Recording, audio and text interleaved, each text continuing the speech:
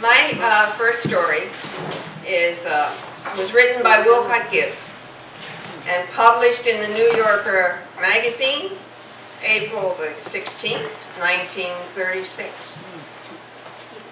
It's called Ring Out Wild Bells.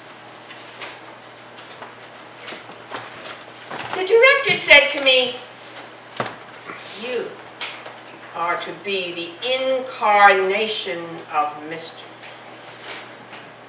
Puck is my favorite Shakespearean role."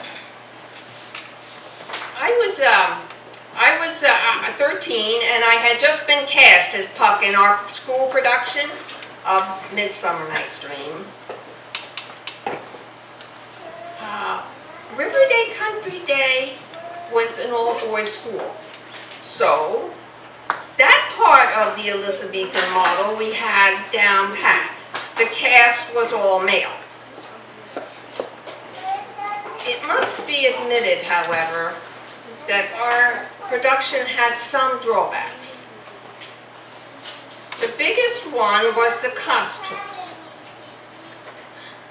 Our costumes had been created by our parents, and some of them proved to be a little historically weak. Now, many of the parents thought Shakespeare, Elizabethan, so their offspring had very big ruffs and farthingales. Other parents, however, had read far enough in the play to realize that it was laid in Athens. So they went Athenian, having to do with a sheep. The fairies, however, all their parents were in accord. They all opted for cheesecloth with a little ill-advised tinsel. My mother had a picture of a court jester in her mind. So my costume consisted of a hat with 3 horns and leotards all the way down. It was green and red silk. But my mother's most demonic move as a costumer was that she covered the costume with 100 tiny bells. My shoes were turned up at the corners, at the front, stuffed. They had bells. My hat had bells. I had bells. Now, we didn't wear our costumes to rehearsals. I mean, they were clearly perishable. So nobody saw my bells until opening night, when I made my entrance in the second act. Now, I said the director, this was his favorite role. He coached me. Oh, many, many hours he coached me. And he said, this man who was to know sorrow, he said, "Now you are to be in movement at all times, a whirling dervish of activity."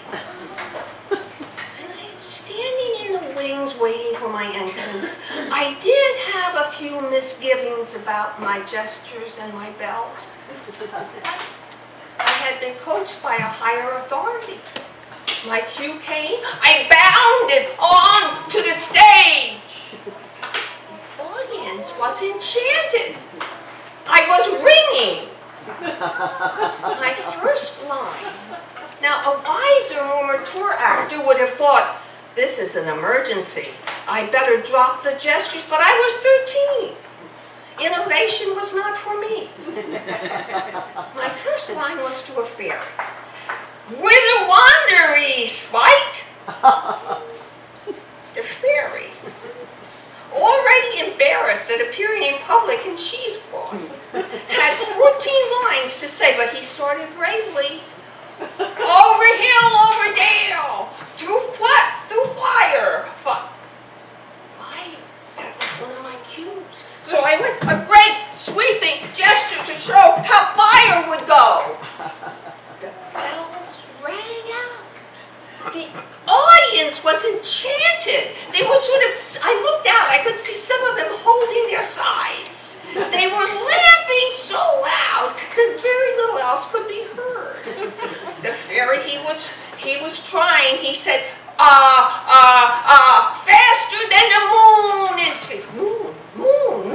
I was to show how the moon would go around. I was ringing, and the audience was laughing. And the more they laughed, the less possible it was to hear the lines. And the voice came from the wings. Speak louder and stop that jiggling, was the director, and he appeared to be in a rather dangerous way. The fairy, I tried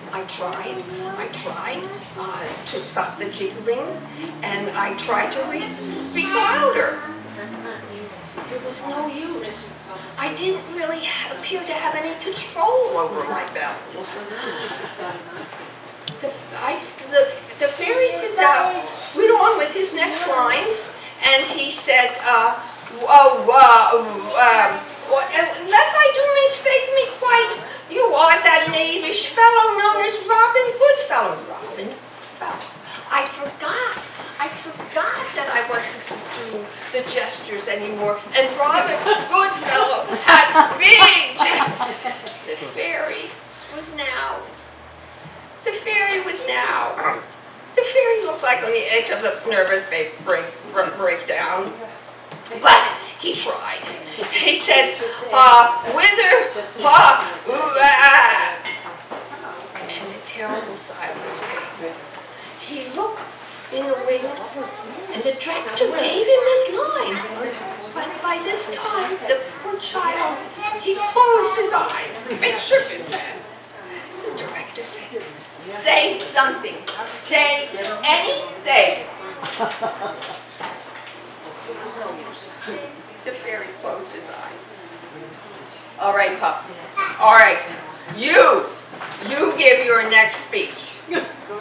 Fortunately, miraculously, I remembered what my next speech was to be, and I opened my mouth to say it, and the fairy spoke.